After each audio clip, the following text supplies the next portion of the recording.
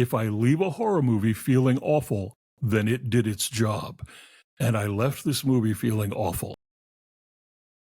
The great Dave White had to step in on this review of Bring Her Back because we'd heard, oh, this is a lot. This is a lot. Even if you're a horror fan, this is a lot. And Dave's husband, Alonso, is not a horror fan, not this kind of horror. So I had to bring in the big guns, the expert. Dave White, thanks for being here. Thank you. Always a pleasure. Our audience loves seeing you. We're talking about Bring Her Back. We put this to a poll of our viewers. I asked, should we talk about A, Bring Her Back, or B, Karate Kid Legends? And you overwhelmingly picked Bring Her Back. And I thank you for that. I think. You sadistic little fucks. Don't you love me, you guys? Anyway, I'm happy that I saw this, though. I'm happy. We'll talk about it. Subscribe, come hang out, because if there's an A24 horror movie, we are going to talk about it. Oliver lost his family just like you guys. Needed someone that could give him special care. So I will describe Bring Her Back. This is a non-spoiler review. Dave and I had a little chat beforehand to determine, okay, what is a spoiler? So we're going to try really hard not to spoil because there are many things to discover here. But this is a follow-up to Talk to Me from brothers Danny and Michael Philippou, the Australian directors. They were longtime YouTubers turned filmmakers, and Talk to Me was great. And this is their much anticipated follow-up to that, but kind of explores a lot of the same territory. Starring Billy Barratt and Sora Wong as step siblings. He's about to turn 18. She's maybe like 14, and she is partially visually impaired, not completely blind. She can see some things, but he looks out for her and they protect each other. And when their dad dies, early in the film, this is the precipitating event here. They have to go live with Sally Hawkins as a new foster mom. If you saw the Paddington movies and thought, gosh, Sally Hawkins seems like a great foster mom, this might make you feel differently about her. She seems really sunny and really upbeat, like too much so. But pretty quickly, it is pretty clear that a lot of weird shit is going down here. There's another little kid who lives in the house named Ollie, played by Jonah Wren Phillips. And strange things happen and disturbing things happen. And that's where I want to leave it in terms of plot. This is an incredibly effective film. The Philippous really, they achieve what they set out to achieve here in terms of making us feel very uncomfortable. Like I had read reviews of people saying, I almost threw up and like people walked out. And if you saw Talk to Me, this takes that kind of grisly instinct to a whole nother level. It is very, very hard to watch. There were sections where like, it wasn't even splayed fingers. It was like my entire palm, my whole palm covering my eyes because there were things I could not watch. Having said that, the stuff that is really even more disturbing for me is the more grounded abuse that occurs here. There's a couple things that happen. Increasingly bad things happen to people that we like. And a couple things happen that are not over the top makeup, prosthetics, visual effects, gnarliness, bloodiness. It's more realistic violence.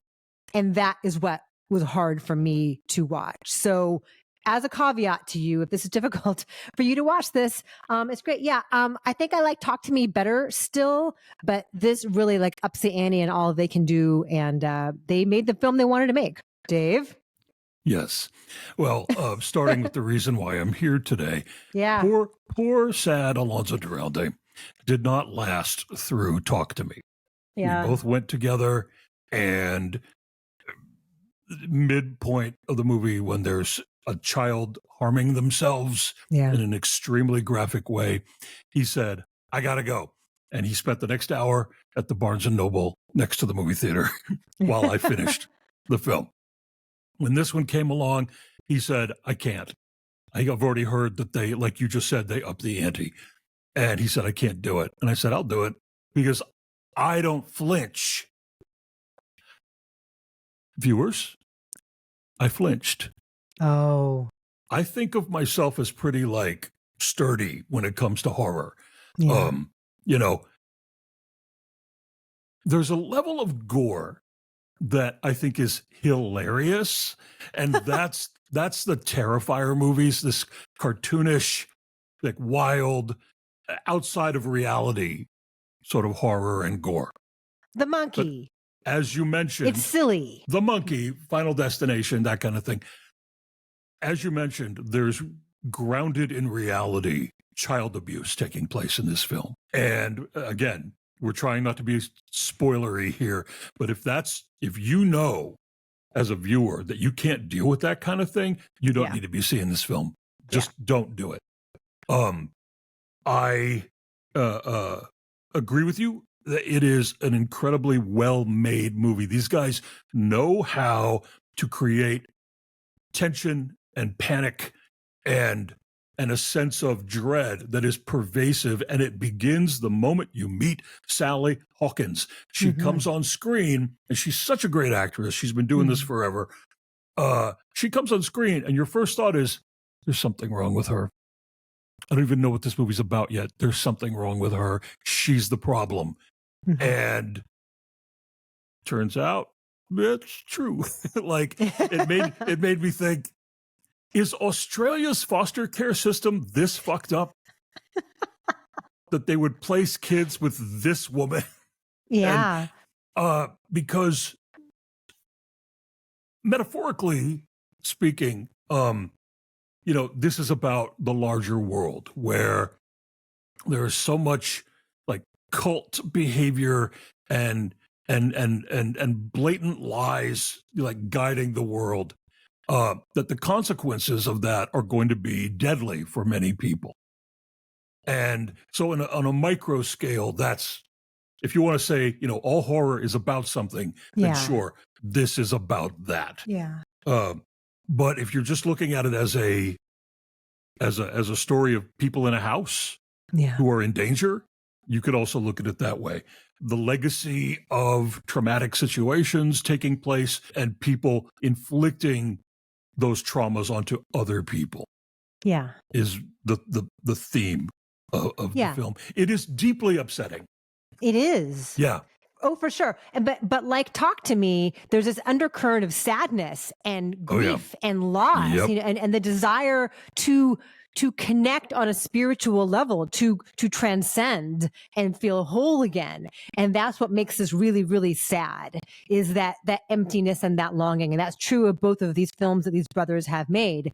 And so like The Last Shot is deeply sad, like beautiful, beautiful from like a craft perspective, sure, but also what's happening in it is just, you really, really, you feel for the people who are in that shot.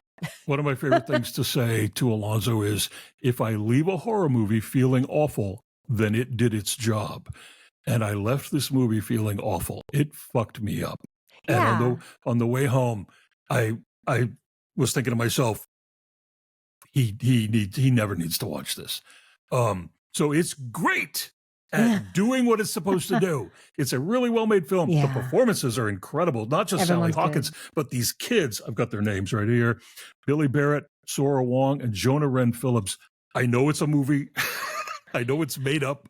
I bet it was a happy set where everybody was clowning around in between takes. Like I heard that the set of Precious was a really upbeat, happy set where people were just like telling jokes and stuff. I hope that's what they were doing here. And I hope there was a psychologist for these young actors in this film. Like the oldest one was 16 when he made it. And the other kids are like 13, 10. Yeah. All the kids are great in it. Yeah. And all the kids are great. Yeah. And the kid who plays Ollie has to do the vast majority of what he does wordlessly. Yes. Just with those big eyes and just with the physicality of what he's called upon to do. And a lot of hours in the makeup chair. For sure. And then the brother-sister team, like that felt like a nice connection. They've got like a cool kind of shorthand with each other. It felt like a real relationship. Yeah. Yeah. It was clear immediately how important they were to each other. And and the actress Sora Wong is great in this. So yeah, I think that's part of why we really feel for these people, because these young actors are doing such a fantastic job with some really difficult material here, and it feels real. And again, like the grounded stuff is the hard stuff. But anyway, I never want to see this again, but it was really, really well done. Right. It reminded me, in terms of child actors in incredibly strong, tough material, it reminded me of the way that people were really shocked and upset about Linda Blair in the early 70s in The Exorcist. They're like, how could you put a child through that production? You know, even though it's all, you know, fake and well cared for. And later on, of course, Linda Blair later in life was like, no, they took really good care of me. There was I had no problems on that set. But it's such a well-made film that you walk away from it thinking, how did they do this and have these kids come through it, these young actors come through it unscathed?